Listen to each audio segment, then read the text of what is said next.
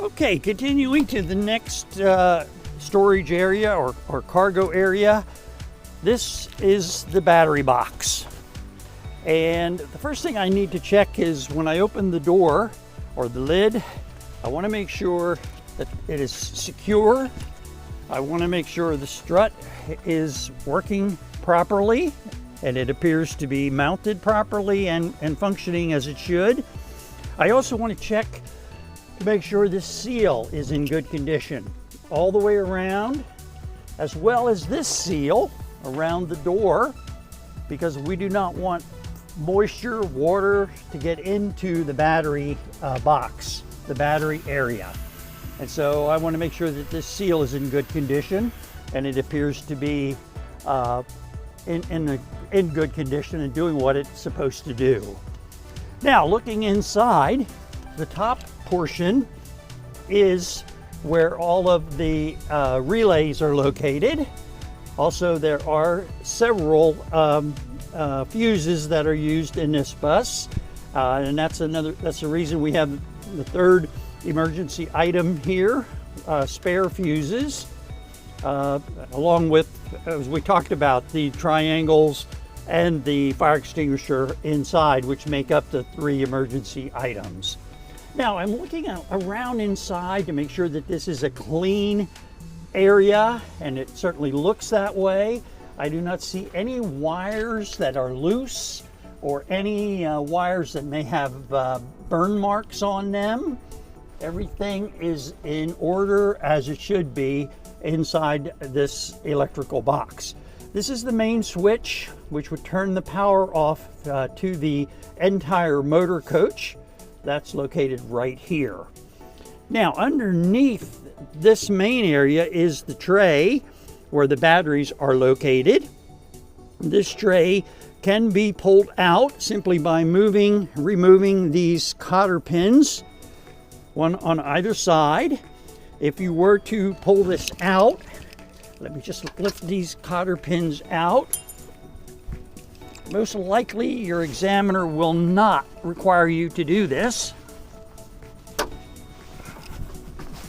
but do not pull it out too far. Just pull it out gently, about 6 inches like you see here, and now you can point out that the batteries are secured in the tray, that the terminals are tight, and they do not have excessive corrosion on them. Okay, both your negative and positive poles, and that they are securely fastened to the motor, and the tray is securely fastened to the motor coach. And that can just slide back in place, and the cotter pins will go back in.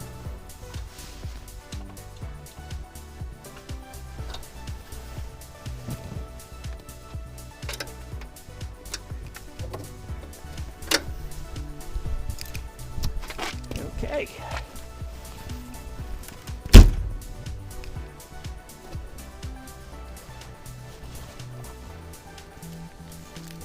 Now, continuing to the cargo bay area or the luggage area. Here is where we can really get a good look at the unibody construction. And we can see the frame in here. We can see places where the metal has been welded, and everything looks very clean. I would look for any breaks in the metal. I do not see any. I also want to look around the floor to make sure that that the floor is in good condition and that there's no holes in the floor anywhere in here. And everything appears to be in good condition.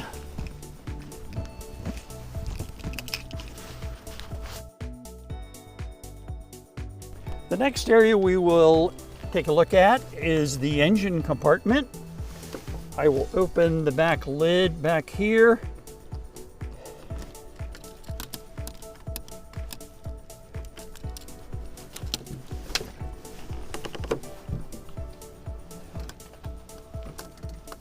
And the first thing I will do as I look at the engine compartment, I want to look for any fluid that might be dripping down onto the blacktop. I want to listen for any air leaks that might be happening in here. So I will look underneath the bus, and I see no fresh fluids, either a puddle on the ground or dripping down. I do not hear any air leaks at this point. I'm also looking at the engine. Do I see any fresh oil on the engine itself? I see a little bit of oil down there, but it's not fresh. I'm really looking for fresh, new leaks that may have occurred. And everything looks fine there. Now, starting from the left, working towards the right, I'm looking at my fan. I'm looking at making sure there are no blades broken and that the fan spins freely. I'm also looking at my reservoir for coolant, and I have a view glass over here, and I have a max line and a minimum line, and you can see it's about 80% filled, which is perfect, which is where it needs to be. Here is where I would add coolant if I needed to. I'm also checking the hoses here. I'm checking for any clamps that may have come loose, any hoses that might be deteriorated. I do not see any of them at this point. I'm also looking up here at this 90-degree elbow. Everything appears to be tight. I see no leaks at this point as well. Continuing, I'm looking at the belts. Okay, I'm making sure that they are tight. I cannot have more than 3/4 of an inch movement on the belts. I'm also looking to see that the belts are not torn, frayed, coming apart, or stone damage. Stones can get caught in these pulleys and cause damage to the belt. I want to make sure that they are good. Both of them are good and no damage has occurred. I'm also looking at the serpentine belt. That is tight. Again, 3/4 of an inch movement. And I'm checking the belts over here to the air conditioner unit, and they are tight as well. And I don't see any damage. They're not frayed. They're not coming apart. They appear to be in very good condition. Now, at this point, I will reach up here and check the oil. And I will pull the oil stick out. And I can see that it's up to the full line. So that is where it should be. That is good. If I needed to, well, I will put this back in, and I will emphasize that I make sure I just tug on it a little bit to make sure it's in place, because if it's not, oil, if that works out, oil can go up over the back of the bus. If I were to add oil, I can add it here at this port, or I can add it at this location right here. This is the one that gets used most frequently. Okay, and then continuing on to the right side, I would also check the mount down here for the exhaust pipe. And that is mounted right here to the frame, and that looks to be in good condition and mounted securely.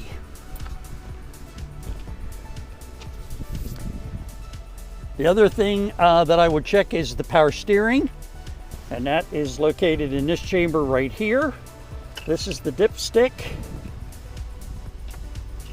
I can lift out the dipstick, and there are 2 lines, and I want the power steering fluid be between the lower and upper line, and that's exactly where it is, almost at the midpoint. And again, if I needed to add fluid, power steering fluid, that would be done through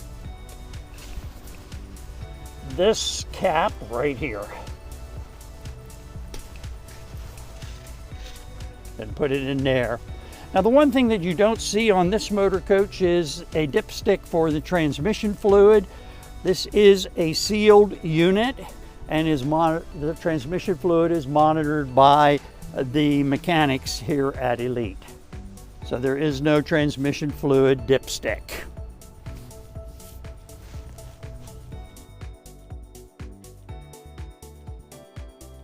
Along the door side of the bus, just behind the rear axle, is a storage area for the diesel emission fluid, referred to as DEF, DEF. This is the tank right here for the DEF. First of all, I'm looking to make sure that the tank is securely mounted in the motor coach, and it is. I'm also looking for any fluid leaks.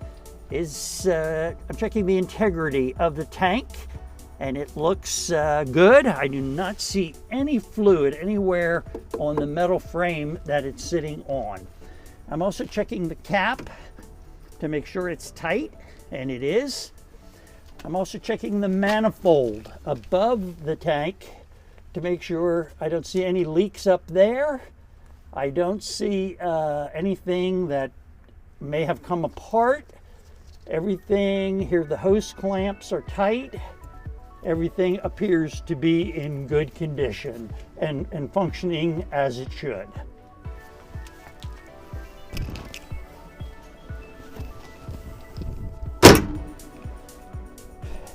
Everything along this side then is the same as what was on the other side till we get up here to this area.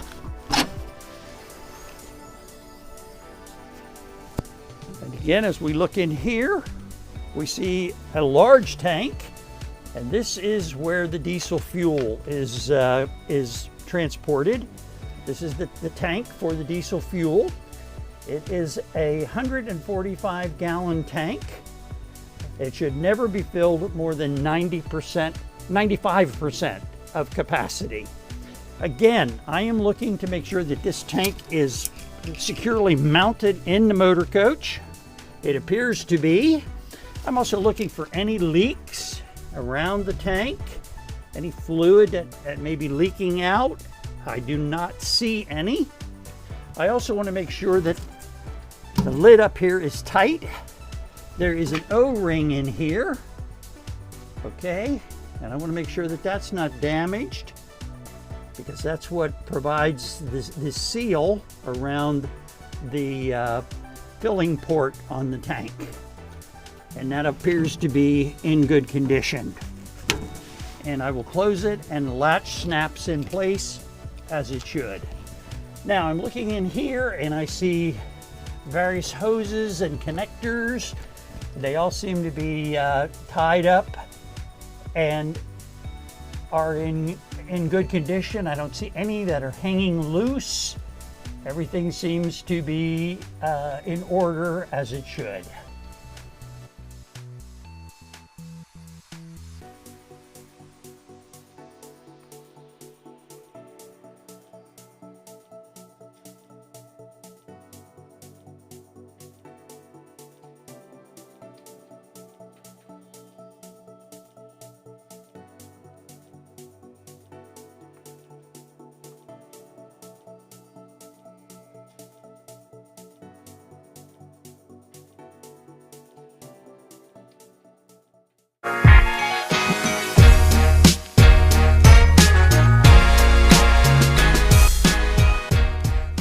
For watching today's video. Don't forget to like and subscribe. We'll see you next time.